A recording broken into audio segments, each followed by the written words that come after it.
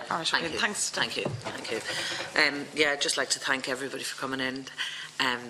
Good to see Teresa again. I know what a strong advocate you are, and I know I've met you before, and the excellent work that you do. Can I just start off, because I've quite a lot to say, and I just would like to go straight to it. First of all, Paul, you're totally on the same wavelength as me. I just want to commend you on what you've said. I've many years experience teaching as well, and I think you hit the nail on the head when you said that, first of all, that the teachers need to be suitably qualified, and it's something that I've said since I came in here, is that we really need to expand our programme for teaching children with special educational needs.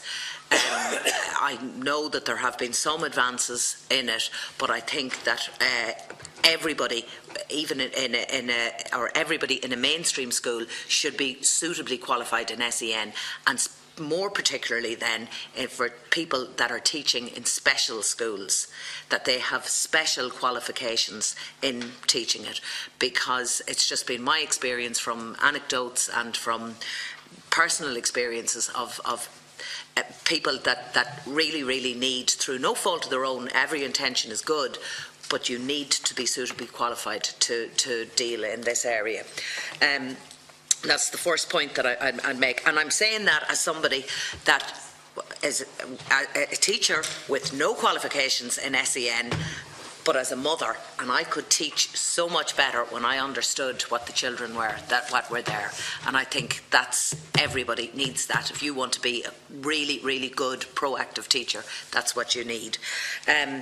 We talked there about the educational psychologist. I think that's a fantastic idea, to have somebody in it, to have that transition programme. I wish to God it was everywhere. Can I just ask you, who paid for that educational psychologist? Is that more of the school having to fundraise, and also for reducing the school's timetable, the teacher's timetable? How did you get around that with funding? I'm just going to ask all the questions, and then, okay, so that's it.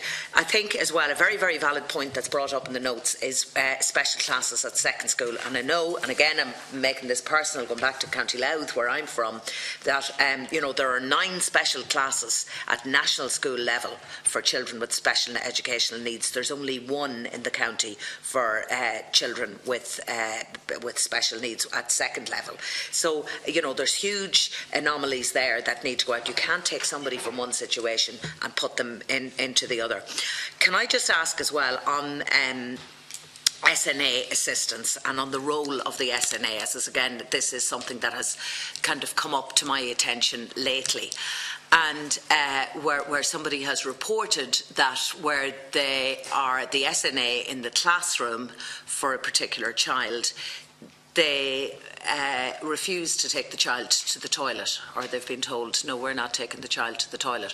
So if you could just maybe enlighten me on, because since I've started the study, I have met so many different roles for the SNA, and I would just like clarification on if somebody is appointed as in the role of an SNA, is it their job? I mean, under my impressions was that the impression was to look after the hygiene and the personal needs of the child. And can somebody do that? It was just something that's been brought to my attention lately. And just one more thing about the courses that are run for CPD courses. Absolutely.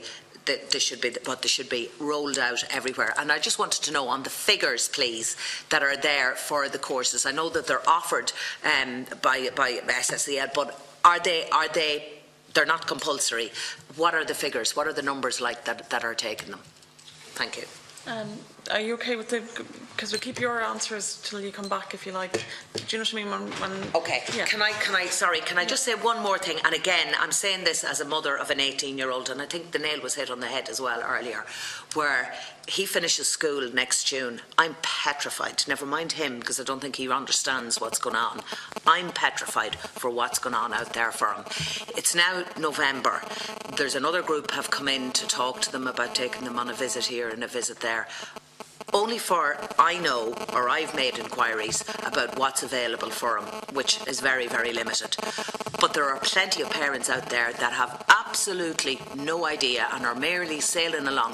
There has been no preparation for these children to leave school in 18. So I know you, and I will go on about what's there after 18, but in terms of child being there from 12 to 18, in my view, we should be preparing these children for life after 18 as they're progressing through secondary school.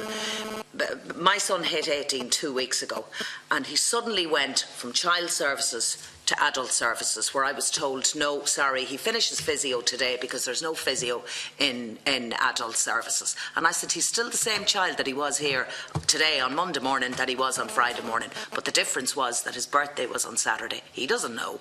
But there is the continuation in the services is hopeless. All right, Senator.